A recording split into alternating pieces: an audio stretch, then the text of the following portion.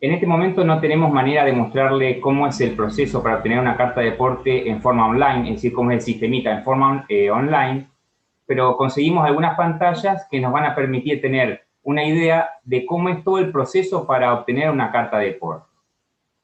Lo primero que vamos a tener que hacer es acceder a la página de la FIP, y ahí nos vamos a tener que loguear, y vamos a entrar al servicio Carta de Porte Electrónica. Ingresado al servicio Carta de Porte Electrónica, lo primero que nos va a pedir el sistema es por quién estoy entrando, es decir, en representación de quién, si es por la propia query que está ingresando o bien si lo está haciendo en representación de otro operador. Acá queremos recordar algo que ya es sabido, pero la clave fiscal es indelegable. O sea, no se la debe ceder a otra persona. Entonces, si quisiera que otro usuario gestione la carta de porte, vamos a suponer un productor que no quiere gestionar él la carta de porte y quiere que otra persona lo haga, lo que tiene que hacer es delegar el servicio, designando un representante, ¿está? Pero no, que no cedan la clave fiscal en sí. La clave fiscal es propia de la persona que accede a la página de la FIP, ¿está? Hecha esta aclaración, entonces, el sistema lo primero que nos pide es por quién estoy entrando, en representación de quién. En este caso vamos a hacer como que estamos entrando por la propia persona que gestiona la carta de porte. Y acá tenemos el menú principal del sistema Carta de Porte Electrónica. Como ven acá tenemos Carta de Porte Electrónica Automotor y Carta de Porte Electrónica Ferroviaria. En este momento no tenemos pantallas de la Carta de Porte Electrónica Ferroviaria, pero es bastante similar al de Carta de Porte Automotor, haciendo la aclaración que ya hizo Marcela, que la carta de porte ferroviaria se va a gestionar por cada uno de los vagones. Entonces, si quisiéramos gestionar una carta de porte electrónica automotor, ingresaríamos en este menú. Estamos viendo acá, espero que se alcance a ver, que está dando 4 pasos el sistema. ¿Se ven? Sí, perfecto. 4 pasos tiene la carta de porte, que tiene que ver con los datos de la solicitud, dato de la carga, destino y confirmación. En este caso estamos en el primer paso, que es datos de la solicitud. Entonces, respecto del solicitante, ya no tengo que cargar nada, porque ya el sistema lo trae por defecto al haber ingresado con la clave de AFIP y a su vez haber consignado por quién estoy representando, es decir, cuando se consignó en representación de quién se estaba gestionando esa carta de porte. Entonces, los datos del solicitante ya salen por defecto. Entonces, ¿qué es lo primero que nos va a pedir el sistema? Es si es un movimiento primario o secundario. ¿Qué entendemos por primario? Es el movimiento de un productor desde un predio rural hacia otro operador. Y un movimiento secundario es el de un operador con planta, que ya citó Marcela, que son los que pueden gestionar carta de porte. Entonces, si estaríamos ante un movimiento primario, es decir, de un productor, lo que tenemos que consignar acá en el sistemita es sí. Entonces ahí vamos al origen de la carta de porte. Anteriormente teníamos que en la carta de porte escribir la localidad y después cuando gestionábamos el CTG, ahí también consignar qué localidad. Acá no. Acá el sistema va a traer todas las localidades que corresponden a los predios rurales que el productor declaró en el CISA. Por eso volvemos a insistir en la importancia de mantener al día toda la información que corresponde al CISA. Esto es, el módulo superficie actividad como el módulo información productiva. En el caso que se quisiera hacer una carta de porte de movimiento secundario, es decir, de un operador con planta, entonces en vez de consignar sí, se consigna no. Si consignamos no, como origen tenemos que indicar desde qué planta quiere movilizar el grano ese operador. Y acá va la misma aclaración que pasaba con respecto a la carta de porte anterior. Antes había que consignar qué planta era en la carta de porte, aunque salía preimpreso, pero tenía que consignar la carta de porte. Acá ya le sale desplegado toda la información del RUCA. O sea, todas las plantas que declaró en el RUCA le van a estar saliendo ahí y que registró en el libro electrónico de granos. Es decir, que no tiene que escribir los datos, sino que salen las plantas que declaró el acopiador en el RUCA. Y, insisto, también registradas en el libro electrónico de granos de la FIP.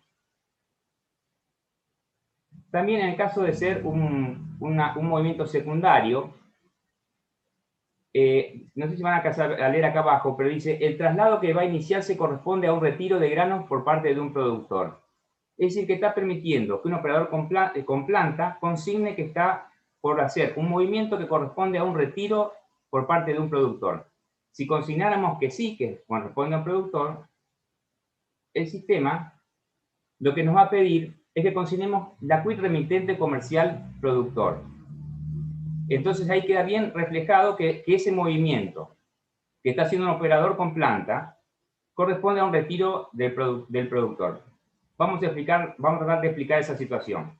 Un productor originalmente mandó granos hacia un acopiador con su correspondiente carta de porte. El operador confirmó la recepción de ese grano, pero con posterioridad, por las razones que sean, el productor decide retirar ese grano de ese acopio y mandarlo hacia otro acopio. No sé, hubo problemas con el acuerdo, con la humedad, con las razones que hayan motivado que no le quiere comercializar ese grano a ese acopiador y quiere movilizarlo hacia otro operador. Entonces acá el operador, que es el que tiene ese grano, es el que va a gestionar la carta de porte, que es una carta de porte secundaria. Pero va a consignar al productor en ese campo que está previsto especialmente para indicar ese retiro de granos. Ya sea en el caso de una carta de porte primaria, es decir, de un productor, o secundaria, de un operador con planta, en todos los casos vamos a tener que consignar los intervinientes. En este momento la carta de porte que estamos recibiendo acá, o el sistema, no tiene lo que va a ser el definitivo, porque se están manejando todavía determinados campos, porque las mismas federaciones y demás están pidiendo la apertura de más campos. Yo en este momento les leo los campos que están previstos, pero estos no están cerrados, e incluso algunos quizás que tienen un nombre, cuando salga el sistema tenga otro nombre. Pero sí primero aclaro que los intervinientes no son de carga obligatoria, sino que se cargan cuando realmente corresponda consignarlo.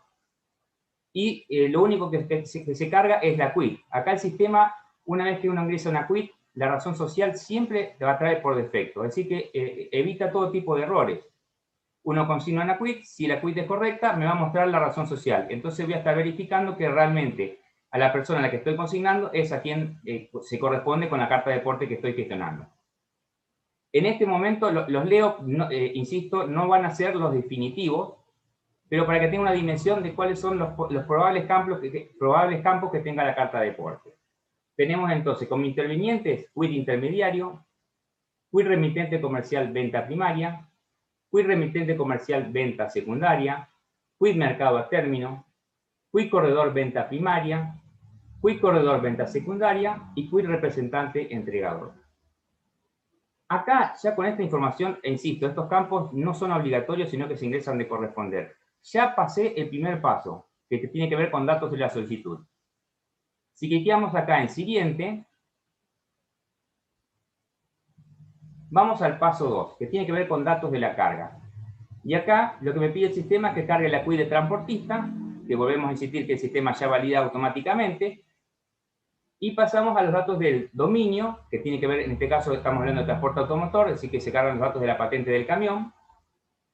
Y en cuanto a la carga, debemos consignar la especie. Acá no tengo que escribir soja, no tengo que escribir trigo. Acá el sistema va a desplegar, en el caso de un movimiento primario, cuáles son los granos que este productor tiene disponible por la cuenta corriente que mencionó ya Marcela en su exposición. Es decir, acá se va llevando una cuenta corriente, en el caso del productor. Y en el caso de un operador con planta, va siguiendo el stock que tiene por el libro electrónico de granos. Entonces, no se escribe, sino que automáticamente va a desplegar y uno va a seleccionar cuál es el grano que se quiere movilizar. ¿Qué me falta de este paso? Consignar el peso bruto en kilogramos, el peso tara en kilogramos, y el sistema solo por diferencia va a mostrar cuál es el peso estimado de carga. Eso es todo para el paso 2. Si vamos al siguiente, vamos a los datos del destino. Entonces el sistema me pide que consigne la quit destino. En este caso, supongamos que un operador con planta, a quien un productor está mandando granos. Entonces se consigna la quit destino y tengo que consignar la provincia y la localidad. Y acá va lo mismo, no tengo que escribir la provincia, no tengo que escribir la localidad, sino que el sistema me las muestra y yo voy a elegir la provincia y la localidad que corresponde a donde estoy por mandar el grano. Pero a su vez el sistema valida cuáles son las plantas de acopio que tiene este operador en esa provincia y en esa localidad. Seguidamente tengo que consignar la CUI destinatario. Y acá hago, por las dudas, un alto. Hoy mencioné CUI destino y ahora estoy hablando de CUI destinatario. No son campos iguales. El CUI destinatario es el responsable de la planta hacia donde yo estoy enviando el grano. Es decir, donde físicamente está viajando el grano en el camión.